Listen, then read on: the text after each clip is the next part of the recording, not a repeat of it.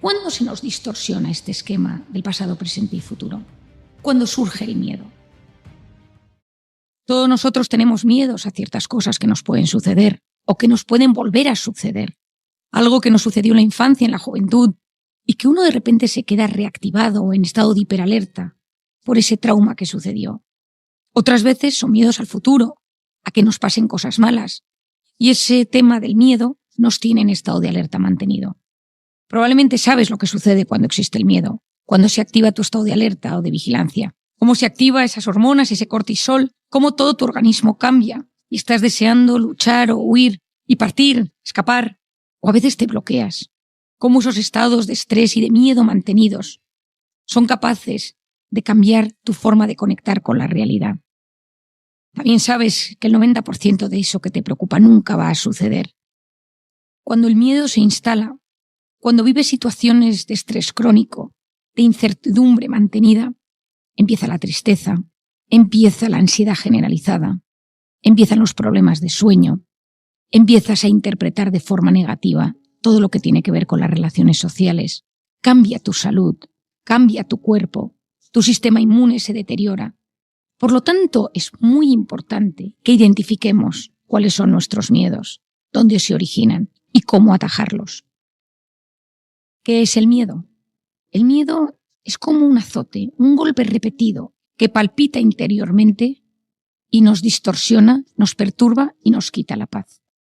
En esta vida, yo suelo recomendar a la gente que tome un tiempo para frenar, analizar y conocer. Cada vez conocemos mejor cómo funciona nuestro cerebro, la neurociencia de las emociones, para conocernos, comprendernos, aceptarnos y ser capaces de superar lo que nos sucede. Si te analizas, me gustaría que pensaras cómo son tus relaciones humanas, cómo son tus pensamientos y cómo te enfrentas a las diferentes circunstancias que surgen en tu vida. Puede ser de aquellos que confíes en todo el mundo y seas un ingenuo, o puede ser aquellos que desconfías de todos. Puede ser de esas personas que te abres y que cuentas tu vida, las personas que aparecen por tu vida, o al revés, que tiendes a ser demasiado precavido y prudente y nunca te abres a nadie. Puede ser de esas personas que intentas agradar a todo el mundo y que no sabes decir que no, o de aquellos que eres un no tajante constantemente. Puede ser de esas personas que te hablas bien, te dices las cosas con cariño, quizá a veces con demasiado narcisismo, o de ser de esas personas que tienes una voz interior constante que te habla mal, que te machaca y te hace autoboicot. Puede ser de esas personas que vives obsesionado con gustarle a todo el mundo y que eso te produce una inquietud brutal, porque nunca vamos a gustarle a todo el mundo. Puede ser de esas personas que evitas a toda costa los conflictos y el enfrentamiento y te escondes cuando hay conflicto, o tiendes a aceptar cosas que no deberías con tal de evitar el enfrentamiento o el conflicto. Puede ser de esas personas que te avergüenzas de ti mismo, te sientes culpable, no te gusta cómo eres y tiendes a esconderte.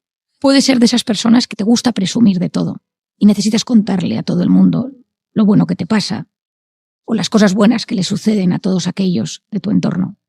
O puede ser de esas personas que necesites siempre quedar por encima y que siempre se note que tú sabes más que los demás. Puede ser de esas personas que te cuesta mostrar debilidad y entonces vas con una coraza por la vida.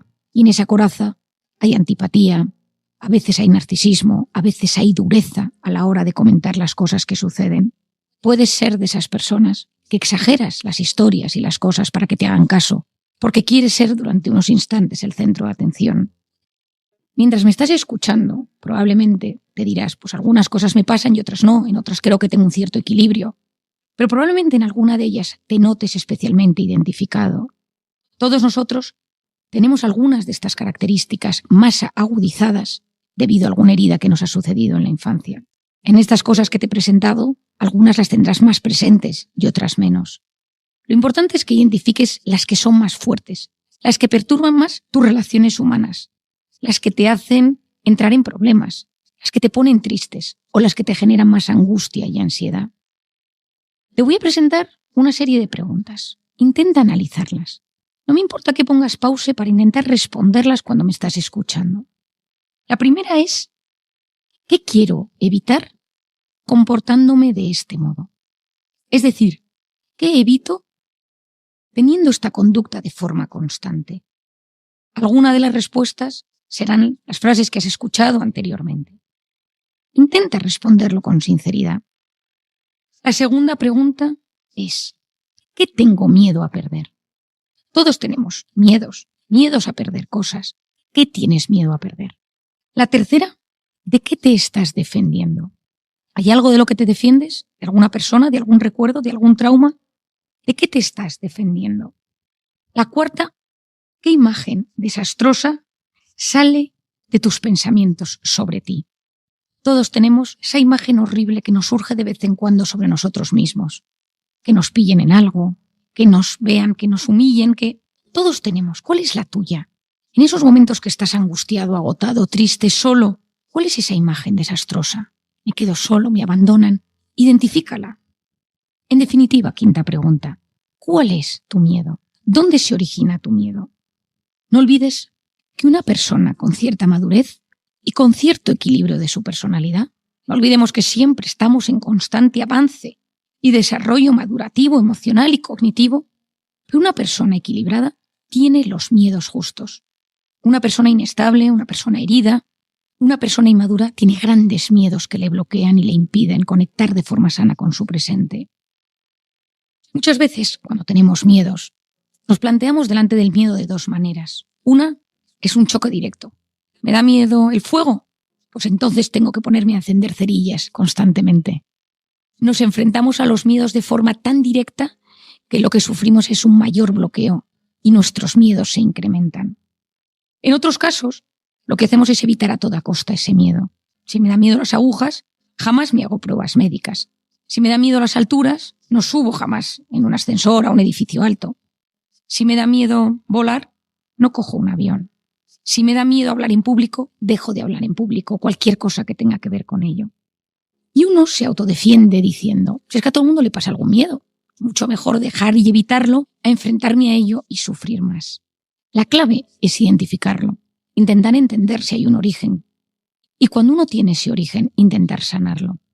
A veces hay que hacer una aproximación progresiva, uno lo puede hacer solo, pero otras veces es necesario un profesional que te ayude a erradicar los miedos. Hay miedos directos que uno sabe ponerle nombre y apellido, y hay miedos difusos, donde uno nota que son circunstancias sociales, personales, afectivas, mucho más difíciles de identificar en forma de palabras y de describirlo de forma clara. ¿Cuál es el problema del miedo? El miedo lo que hace es que no interpretas la realidad como es. Cuando uno tiene miedo, cuando uno está en modo alerta, en modo supervivencia, en modo incertidumbre, la realidad la interpretas de otra manera. Ves la realidad como algo sin solución. Nadie me entiende, esto no se va a solucionar nunca, no hay esperanza. Esto es algo muy típico y se ve muchas veces en consulta. Uno ve la realidad de forma mucho más radical, polarizada, extremista. Uno está mucho más intenso, dramático. Esto forma parte de vivir con miedo. A uno le cuesta mucho distinguir lo accesorio, lo fundamental, lo que puede posponer.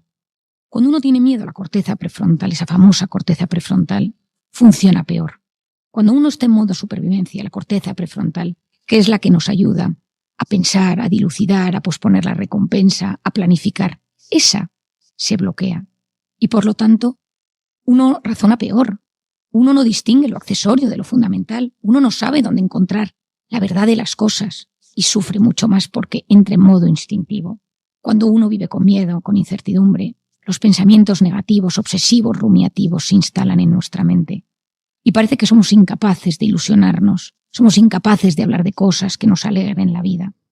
Cuando uno tiene miedo, esa interpretación de las cosas afecta a cómo nos relacionamos con los demás. Porque cuando nosotros nos hablamos desde el miedo, interpretamos que las personas nos están hablando mal. Esto es curiosísimo, son estudios publicados hace poco tiempo. Cuando uno tiene una voz constantemente negativa, que tiene que ver con el miedo, con el estrés, con la ansiedad, con la incertidumbre, uno percibe que las personas le tratan peor. Haz un análisis si últimamente consideras que la gente en tu entorno no te trata como te gustaría.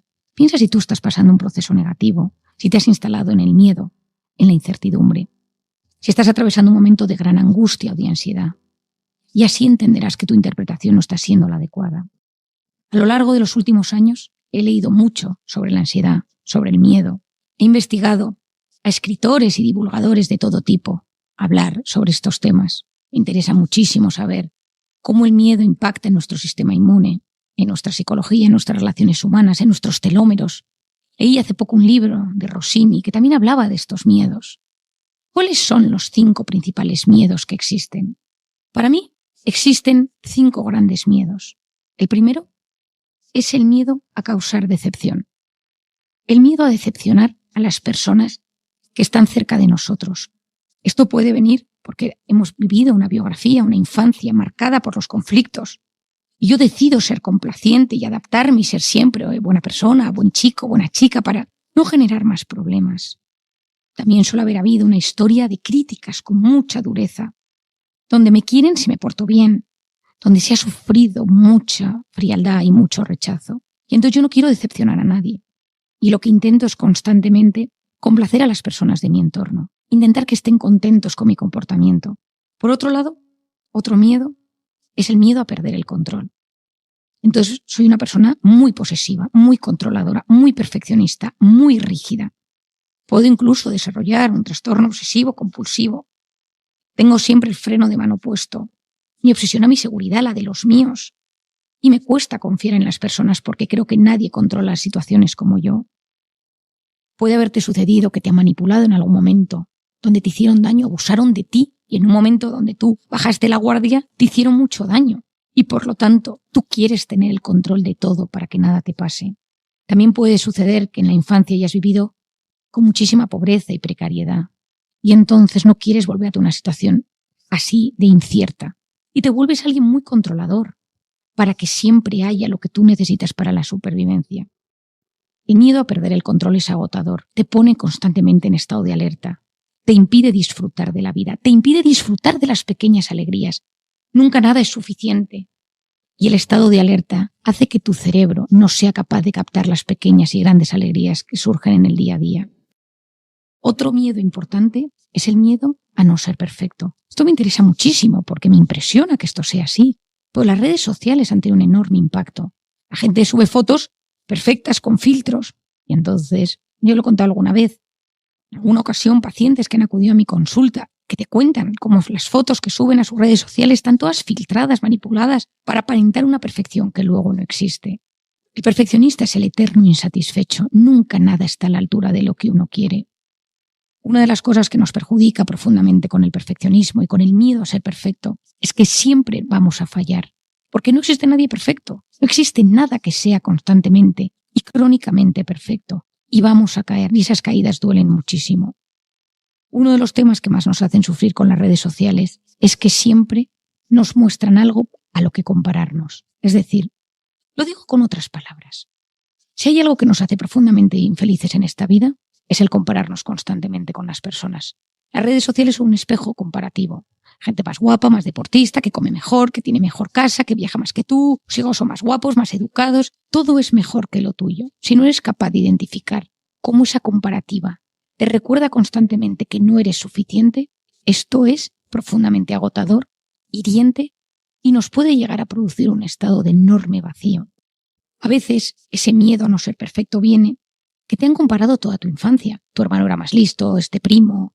Esa historia comparativa es agotadora y entonces tú buscas metas inalcanzables, modelos inalcanzables en ti mismo o en los tuyos para que esto no suceda. Y tú tienes la sensación de que siempre se te está juzgando, se te está valorando desde un plano de la perfección. Ese miedo a no ser perfecto produce un daño enorme en nuestro espíritu, en nuestro alma, en nuestra mente y nos lleva a un estado de enorme insatisfacción vital. El cuarto es un miedo a no ser importante. Esto es clave. Este miedo es clave. Aquí lo que surge es una infancia donde a alguien se le ha abandonado, se le ha rechazado, se le ha humillado, se le ha descuidado, se le ha denigrado, se le ha dejado aparte, donde esa persona no se le ha querido. Ese sentirse excluido tiene un impacto terrible en nuestra mente, en nuestro cuerpo y en nuestra conducta.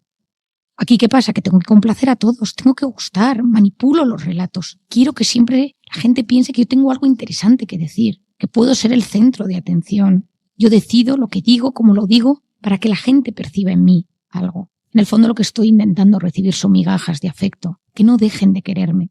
Esos microabandonos, esos momentos donde no soy importante, donde siento que me dejan, sufro muchísimo. El miedo a no ser importante en una sociedad que muchas veces va a lo suyo, individualista, egoísta, hace mucho daño.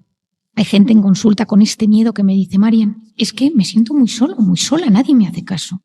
Y hago todo lo posible porque la gente me perciba. Y a veces me invento historias, cuento, narro, relato cosas que no me han sucedido. Pero quiero que la gente me haga caso. Mucho cuidado con este miedo, con este dolor que nos perjudica y nos hunde. Y finalmente, el miedo a sufrir. El miedo a sufrir es terrible, pero todos sufrimos. La vida es una gran batalla. No conozco a nadie que no esté librando una batalla en un tema de su vida. No conozco a nadie que no sufra por algo que le perturba profundamente.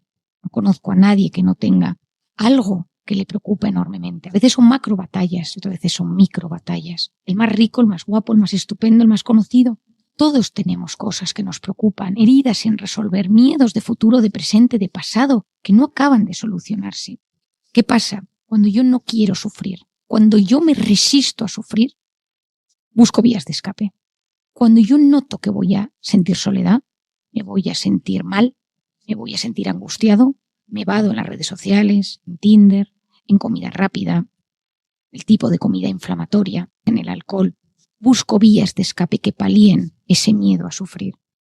A veces esas historias, esos miedos a sufrir vienen de historias de gran sufrimiento, donde uno se ha visto muy mal, donde uno se ha hundido porque le han hecho muchísimo daño y no quiere volver a sufrir.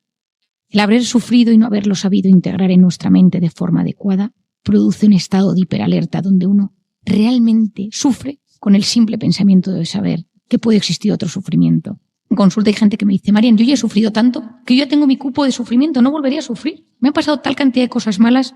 Me cuesta a veces decirles con suavidad que llegarán otras, pero que en el interín, en el tiempo intermedio, hay que recuperarse para que cuando lleguen esos sufrimientos tengamos las herramientas necesarias para sufrir.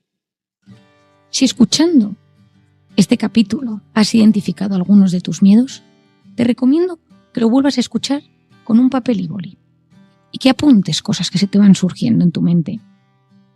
Te animo a seguir indagando y si ves que hay algo que realmente te bloquea, que te está impidiendo tener una relación sana con tu pareja, con las personas de tu entorno, con tu trabajo, con tus no parejas, porque caes y recaes en historias que no te convienen, no tengas miedo a acudir a alguien que te pueda ayudar, a alguien que te ayude a identificar el origen para que tengas los miedos justos.